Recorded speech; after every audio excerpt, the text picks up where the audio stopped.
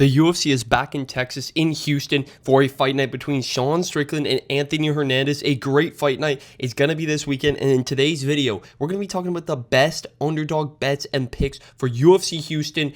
All of the underdogs that I believe have a solid chance to pull off an upset this weekend. We haven't been doing great recently, but we had a week off. We're back. We're recalibrated, and I'm confident in these underdogs this weekend. So before we go ahead and get into the video, hit the like button, hit the subscribe button, and let's get it started. So the first underdog we're going to talk about, my least confident. We're going to go from least confident to most confident. The first one I got to bring up, the guy in the thumbnail, Sean Strickland at plus 225. Look at that number for a second, all right? I am picking Anthony Hernandez. I do believe Hernandez will win, but for the people who have a slight little lean, they're thinking maybe Sean Strickland can pull it off. Plus 225 is a steal. I think he could win this fight by decision. I think if he keeps this on the feet, if he stuffs those early takedowns, and if he is able to counter Anthony Hernandez's aggressive cardio, the way that he forces cardio to break people. If Strickland is able to counter that, just jab him up, teep him up, do his little jab teep movements and just keep it in the center and move around a lot, Strickland can win this fight for sure by decision. I think this is a very good number for Sean Strickland.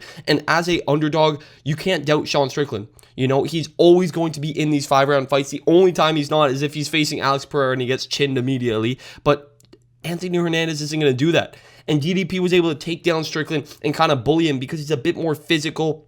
He was, actually a good striker, a powerful striker. So Strickland had to respect his striking a little bit. And that led to DDP getting his takedowns. The difference is Strickland is the way better striker in this matchup. Anthony Hernandez isn't even close, nearly as close to a striker as DDP is. And he's not as physically imposing as DDP. So I think Strickland doesn't have to worry about getting, just pummeled on the feet and then getting off balance and put into a takedown and getting dropped to the ground. I don't think we're going to see that. I think we're going to see Strickland to use his little Philly shell, block a lot of Hernandez's shots, and I think Hernandez is going to want to clinch up, hold Strickland against the fence, and that might win him some minutes, but I think Strickland can pull this fight late and he can win the last few rounds. So Strickland at plus 225, I'm going to take a shot on it. My least confident underdog, but if you like this one, get it now. Plus 225 is a solid number for Strickland in this matchup in a 5-round title fight against Anthony Hernandez, who has his best win is Roman Dolidze.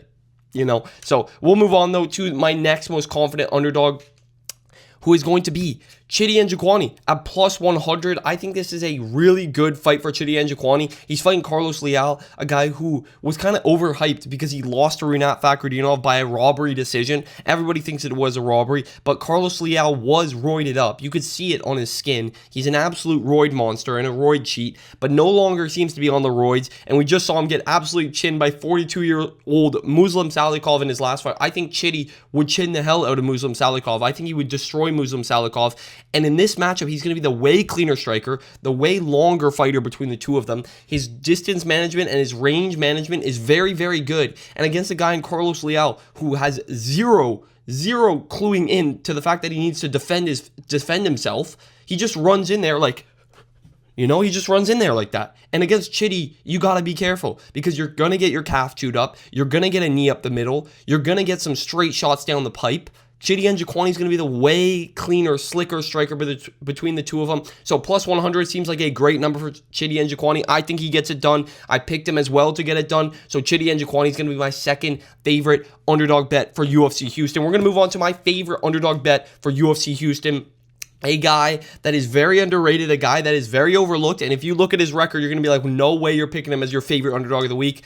Ode Osborne, plus 110. I'm taking Ode Osborne to beat Alibi Idris. I've done a lot of tape study on this fight, and I think Ode Osborne wins this fight by knockout in round 1 or round 2.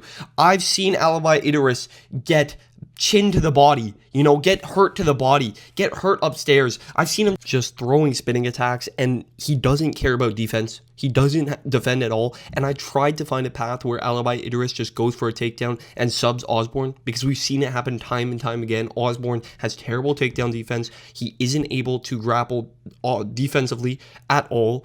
but there's just no way. Alibi Idris doesn't shoot takedowns. He's not going to blast a double leg. So I'm going to go with Ode Osbourne as my favorite underdog of the week, for the weekend for UFC Houston, plus 110. Ode Osbourne. If you want all of my bets for UFC Houston, go to my Winnable. You can find all my bets there. I don't bet on every single underdog I play here. So if you want to check out which ones I actually do place a bet on, go check out my Winnable. But that's the entire video, boys. If you guys did enjoy the video, hit the like button, hit the subscribe button, and I will catch you guys in the next video.